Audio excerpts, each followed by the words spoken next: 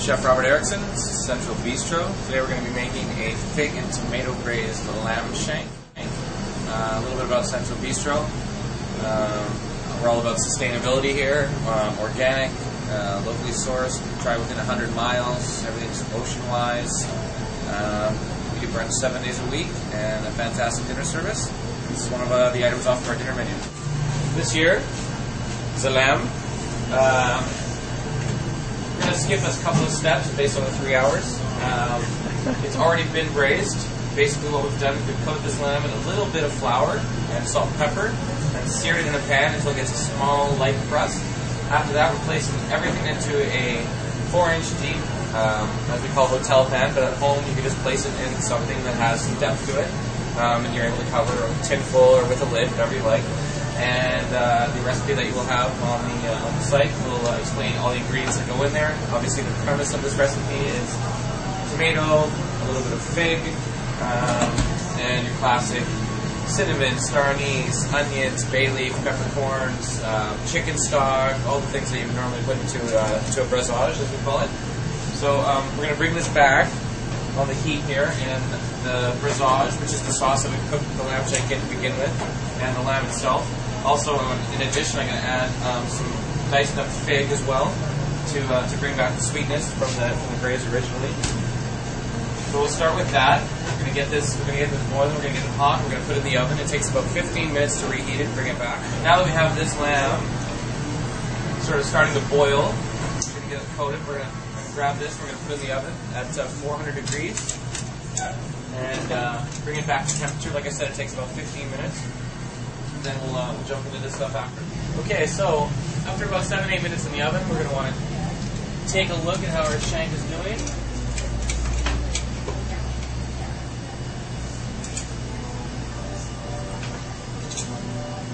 As you can see, it's starting to reduce a little bit.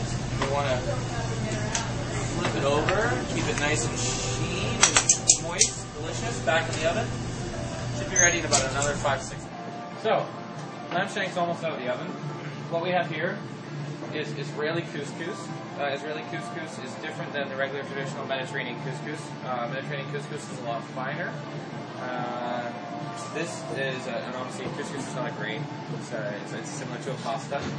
The reason that this is so round the way that it is like this is because it's been dropped actually into oil and fried versus the Mediterranean couscous, which is baked. So this has a little bit of smoked paprika in it. We're gonna put that on the burner with a little bit of butter to bring it back. It's been boiled. That's how you cook it, just like a pasta.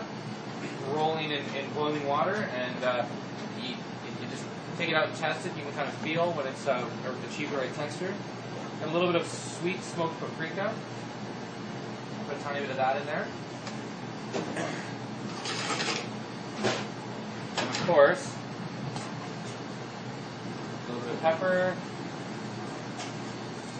A little bit of salt.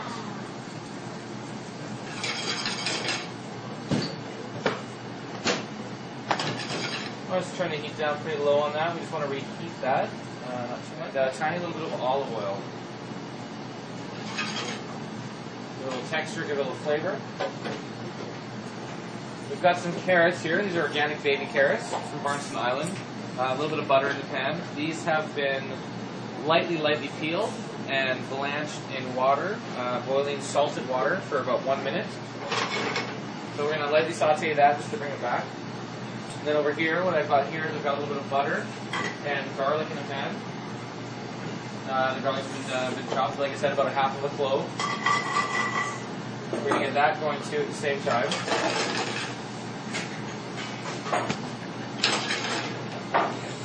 And in with the carrots, of course, again, our natural salt, and a little bit of black pepper. Get that going.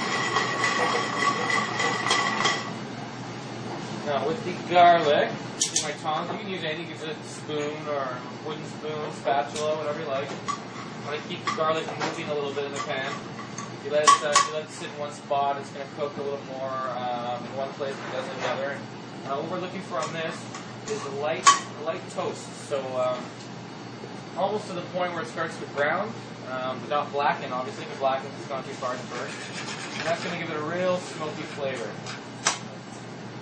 So our couscous is hot now. We're going to take that off. Now, so you see the garlic has come to the point where it's just starting to brown. At that point, that is perfect. We've got a nice handful of spinach. I'm going to toss the spinach in. And then a little bit of white wine. You can use water as well. You just need some moisture. You don't want to cook the spinach for long. The residual heat from the pan itself will be enough. You want to lightly wilt it. Again, like everything, we need to season. A little bit of salt, a little bit of pepper. Take the lamb out of the oven so you can see the sauce has reduced itself, which is going to give it even more flavor. And it's still a little bit liquidy. We don't want it too liquidy on the plate, so we're going to put it on the direct heat again. We're going to reduce that down. Probably going to take about a minute and a half. While that's happening, as a chef would, we'll turn around here. We'll take our delicious couscous. We've got a nice plate. Any plate will do that you have in your house. Here we like to use the 12-pound weighted plate.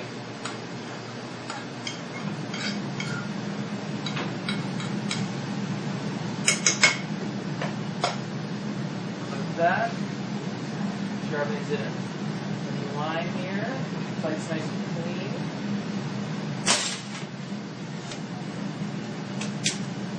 On top of that, we're going to take this lovely garlic wilted spinach.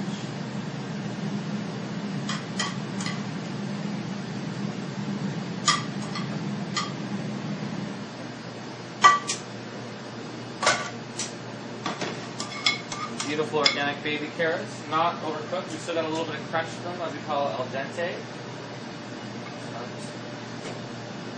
Makes any vegetable taste better, and also the more you cook the vegetable, like I said before, the more of the nutrition that you're putting out of it. So the less cooked, the better. So, I'm a chef, so I cook with butter, a lot of butter. At the end, I like to just nice little nub of butter, about a tablespoon. Teaspoon, a tablespoon, and just sort of finish that off in the sauce. Gives the sauce a nice texture, a good sheen, and a fantastic. It's just falling right off the bone. It's so tender. I'm going to place that down first, but it's just for presentation. You don't have to do this at home. Some people like to see the bone. It's more savage that way. See the meat is just melts in your mouth. You won't even need a knife for this at all.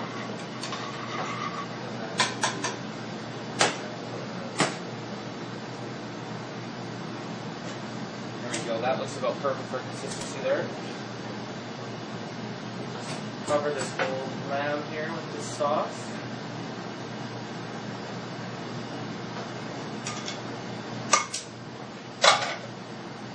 You got your you see the nice pigs that we put in earlier, really showing through there.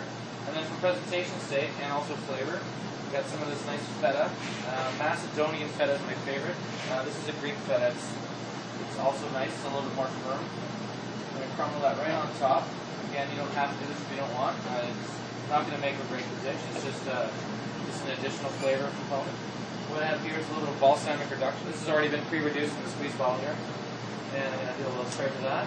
Again, it's going to balance quite nicely with the tomatoes and the figs in the dish. And voila, you have yourself the Central Bistro Chef Robert Erickson Fig and Tomato Braised Shank.